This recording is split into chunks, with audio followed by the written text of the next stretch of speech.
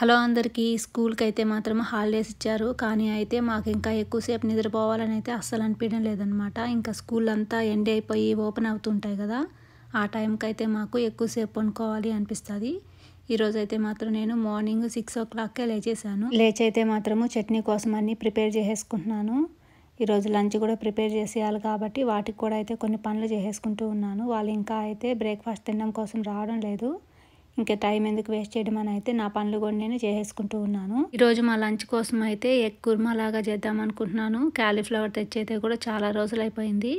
దాంతో కూడా ఫ్రై లాగా ఏదైనా పెట్టేద్దాము, అప్పుడైతే రెండు కలిపి తినేస్తారు అని చెప్పి అయితే చేసేస్తూ ఉన్నాను.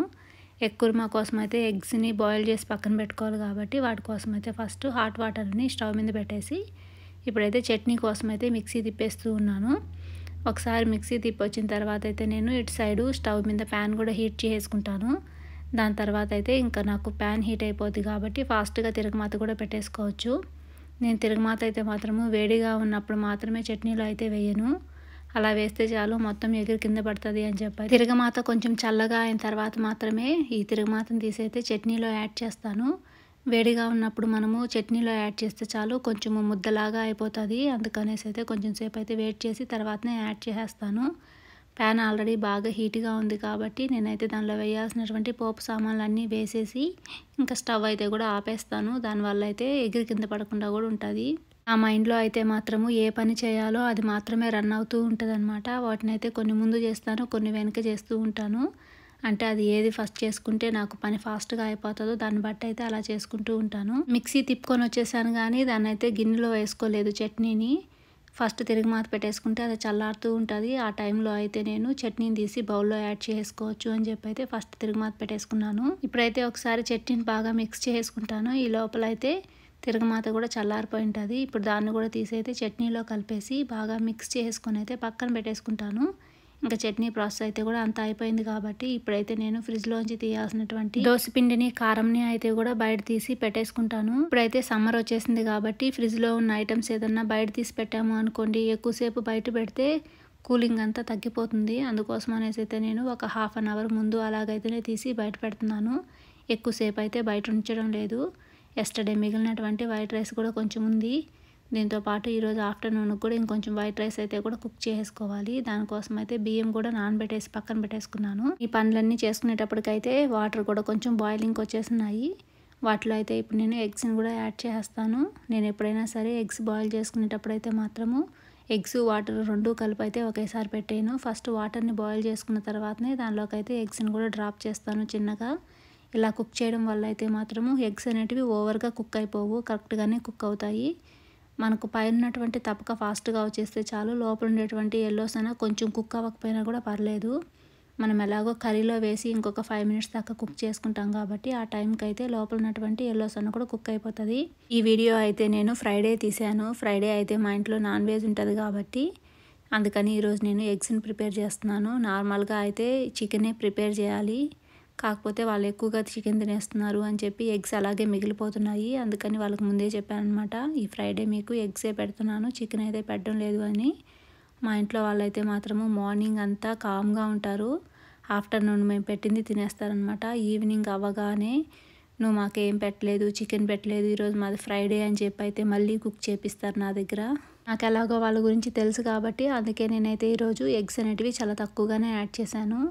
మనం ఈరోజు కుక్ చేసినటువంటి ఎగ్స్ని అయితే ఫ్రిడ్జ్లో పెట్టి టుమారో అయితే మాత్రం తినకూడదు. పైన తపక తీయకుండా ఉండి అలాగే ఫ్రిడ్జ్లో పెడితే మాత్రం తినొచ్చు, కానీ తపక తీసేసి కర్రీలో వేసిన తర్వాత అయితే నెక్స్ట్ డే ఎక్కువగా తినకూడదు. ఇప్పుడు నేను కట్ చేసేటువంటి క్యాలీఫ్లవర్ తెచ్చి అయితే మాత్రము ఆల్మోస్ట్ 4 weeks దాకా అయిపోయింది.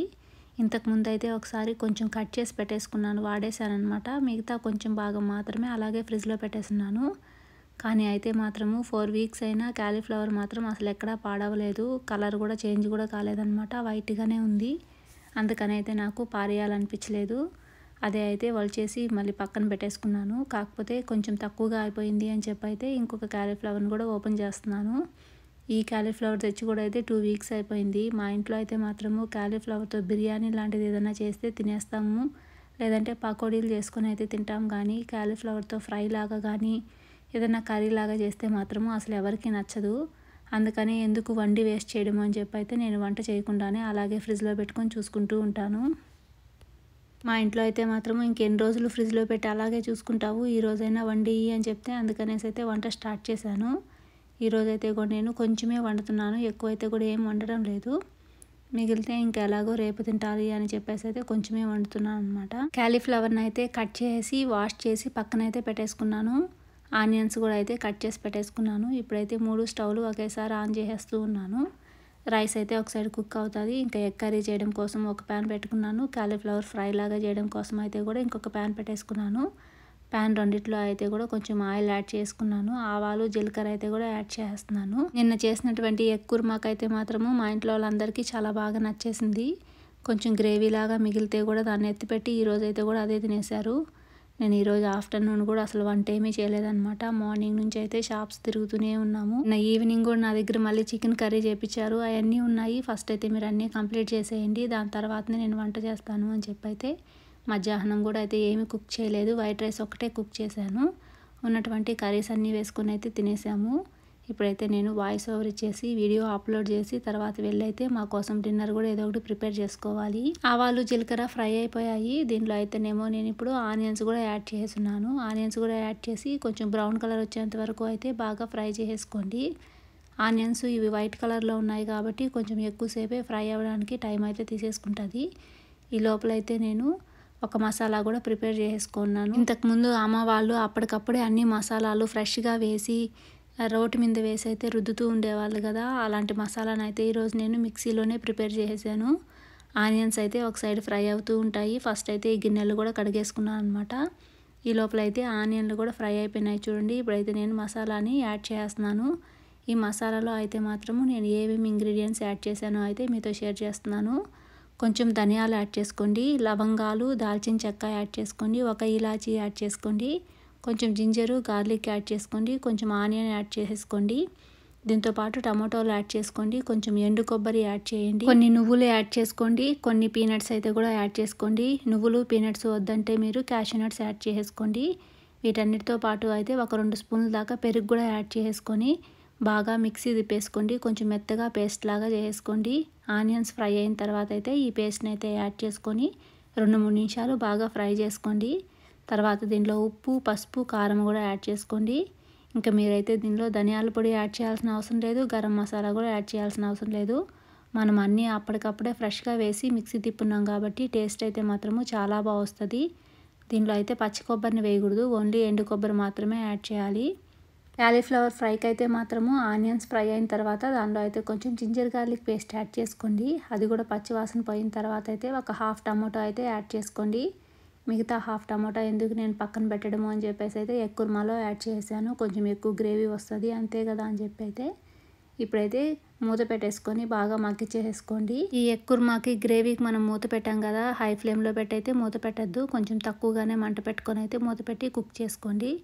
అలా కాదు అంటే పీనట్స్ నువ్వులు ఉన్నాయి కాబట్టి కింద అయితే అడుగున అంటేస్తుంది అనమాట. అవి మాడాయి అంటే చాలు చేదు వచ్చేస్తుంది, కర్రీ అంతా టేస్ట్ అయితే బాగుండదు. ఇప్పుడైతే క్యాలీఫ్లవర్ ఫ్రై కోసం అయితే ఉప్పు పసుపు కారం యాడ్ చేసుకోండి, కొంచెం ధనియాల పొడి కొంచెం గరం మసాలా అయితే యాడ్ చేసుకోండి.